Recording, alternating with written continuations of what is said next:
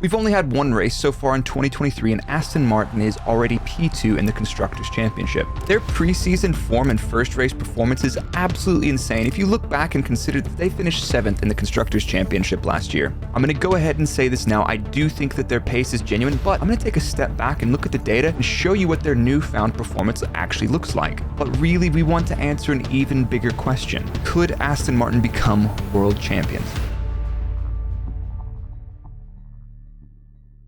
Before we get into how Aston Martin has improved so much this year, let's take a step back in history and try to understand where they've come from before we get to where they're going. Okay, that's 2005, the Jordan Grand Prix, but that's a little bit too far back. Okay, Midland F1 in 2006, Spiker F1 in 2007, and Force India from 2008 to 2018. Well, that's still a little bit too far back, but the Force India period is another great example of this Silverstone team that I got to experience firsthand as a performance engineer. Now, I've always said that Force India is one of the best bang for your buck Formula One teams. If you look back through their history, they finished up to 4th in so many seasons, especially considering their lack of funding, instability in the team, and the competition that they were up against. I remember in 2014, we would be lucky to bring a few front wings to the track in a season. Meanwhile, my next year at Red Bull Racing in 2015, it was pretty normal for engineers to be carrying out a test spec of front wing or two for every race in hand luggage, so a big difference between those two teams. The team was financially in shambles at the end of the Force India period, and Lawrence Stroll stepped in and bought the team and competed as Racing Point in 2019 and 2020. And this is the start of the modern form of the Silverstone team. And these two seasons, they finished 7th and an impressive 4th. In 2021, the team was rebranded as Aston Martin, and since then, they've finished an underwhelming 7th 2 years in a row. But could 2023 be the Silverstone outfit's best season since Jordan's 1999 P3? Since then, so many things have changed, and so many other things are changing in the near future for this team. And those changes come not only in the form of regulations, but for Aston Martin, personnel and facilities. I know that Adrian Newey is hailed as the aero god of modern Formula One, but it is genuinely never a single person that's responsible for the technical success of a team. All great designers, aerodynamicists, and strategists rely on other groups of people and tools to make the right decisions. But one of the people who worked closely with Adrian throughout this era is Dan Fallows, who left his post as head of aero at Red Bull in late 2021 and joined Aston Martin as technical director halfway through the 2022 season. You've got a guy who's learned from the best, helped to develop numerous race and championship winning cars, and has seen a team scale up from the wild early days of 2006 Red Bull all the way to the technical monster that they have become for the last 10 plus years. Fallows is now helping Aston Martin focus where they're spending their time and money so they can get the most out of this regulation framework, meanwhile offering a wealth of aerodynamics expertise. Just as much as it was true of the team in the Jordan, Force India, and Racing Point days, efficiency is key, now more so than ever. Because of the Formula One regulations and cost cap, it's completely possible that a previously midfield team could be competing at the front. Is it going to be this year? Probably not, but in the near future, it's completely possible. We have two major regulation changes that have come into the sport since 2021, and they're aimed at closing the technology gap between teams. The first of these two mechanisms is the cost cap, which prevents teams from spending more than just about $142 million. To put this in context, Mercedes spent about £325 million to dominate the 2020 World Championship. That means that a factory works team like Mercedes have to spend less than half of what they were spending back then. The second major change is the sliding aerodynamic development scale. This reduces how much development the top teams can do while giving a bonus to lower performing teams, with the aim of converging the performance over a period of time. In short, the better you do, the less wind tunnel time you get, and the worse you do, the more that you get. For example, Aston Martin finished 7th last year, which means they have 30% more wind tunnel time than whoever finished 1st last year. Now, here's something to consider. Air development time is not equal for every team. For example, the last place team will have 45% more wind tunnel time than the championship winner. But that does not mean that Williams will be 45% better than they were last year. But this should allow teams that are further back to invest more time in trying to develop more concepts and hopefully, over time, closing the technology and knowledge gap to the front. The most impressive thing for me is how has Aston Martin achieved this massive performance jump, and what does it look like? Fortunately, we have all of the telemetry data so we can pinpoint exactly where these cars have improved. But first, let's take a step back and look at the overall performance level of last year and compare it to what we've seen this year so far. Aston Martin finished 7th in the Constructors' Championship last year, and it's a little bit difficult to put that in perspective and how far away from the front were they. So let's look at the qualifying pace of the AMR 22. This is their average qualifying pace in terms of percent pole for the 2022 season.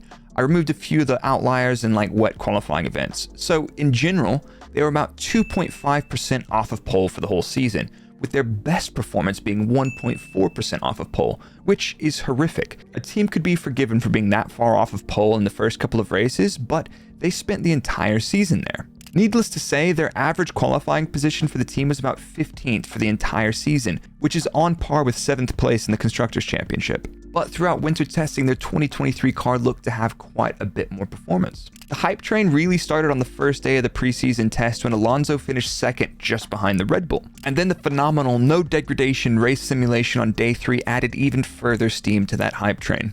The doubters were soon silenced as the AMR 23 looked to carry many of those traits over to the race weekend at the Bahrain Grand Prix. During the Bahrain Grand Prix last week, Fernando Alonso qualified 5th behind the Ferrari, but ahead of the Mercedes, while his recovering teammate Lance Stroll qualified 8th. Aston Martin went from averaging 2.5% off last season, and the same at Bahrain, to only 0.7% off of the Red Bulls in qualifying. And this pace wasn't just limited to single lap performance in qualifying. But let's have a quick look at the qualifying data before we step back and look at the race. And if you haven't already, now's probably a pretty good time to hit the subscribe button. The first thing that we can try to do is look at this year's qualifying versus last year's qualifying to try and understand where Aston Martin have found this performance. Now, there's a lot of context around this, including track conditions, wind, and everything else. It's not actually that much different from last year, but I'll do my best to try and filter that out when I'm making this comparison. Now, this isn't going to be a course on reading telemetry, but I'm just going to try and point out the important things to understand where the performance differences are. Here's Alonso's 2023 qualifying lap in blue versus Hülkenberg's 2022 qualifying lap in red. Remember that Vettel missed the race here last year. The very top trace on this chart is the car speed. You've got throttle position, DRS opening on or off, and then here's the lap time delta. The further towards the top or away from 0 this chart moves, the further ahead Alonso is this year compared to Hülkenberg's lap last year.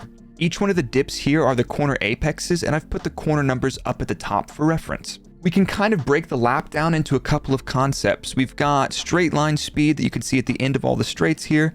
You've got braking into the corners here, and then you've got the traction out of the corners. Then we can characterize the cornering performance by corner speed. So we've got low speed, medium speed, and high speed cornering ranges. In general, the AMR 23 has improved literally everywhere. All of the braking into and traction out of the lower speed corners is improved this year, with the exception of the final corner, which is a sign that the tires might have been overheating, and that's not really a problem for a single lap performance comparison. Now, the medium speed and high speed performance is something that's changed massively this year for the AMR 23. They're up 10 to 20 kilometers an hour in this speed range, and to me, this is the key that the AMR 23 has found.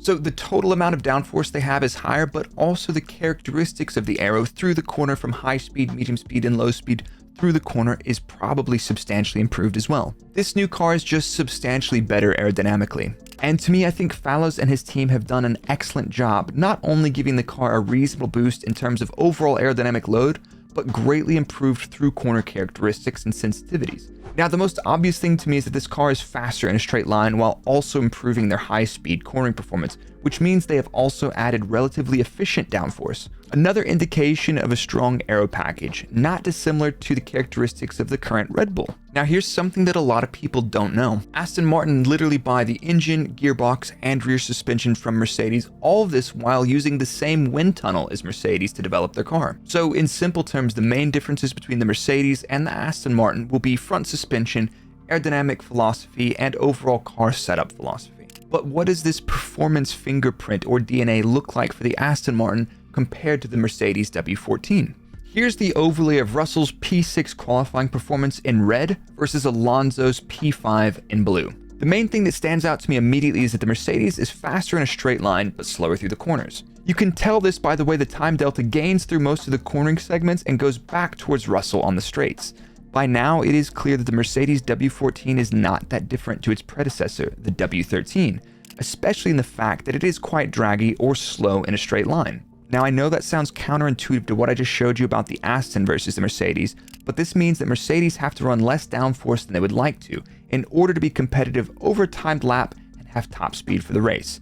but the AMR 23 is great in braking into low-speed corners, has excellent medium speed and high-speed grip, which is another indication that this car has a very competitive aero package and chassis. Now, if you're enjoying these telemetry deep dives and these technical breakdowns, you should check out the Buy Me a Coffee link in my description below. So the Aston Martin single lap performance looks pretty fantastic, but they've got another strength over Mercedes this season. That is their race tire management.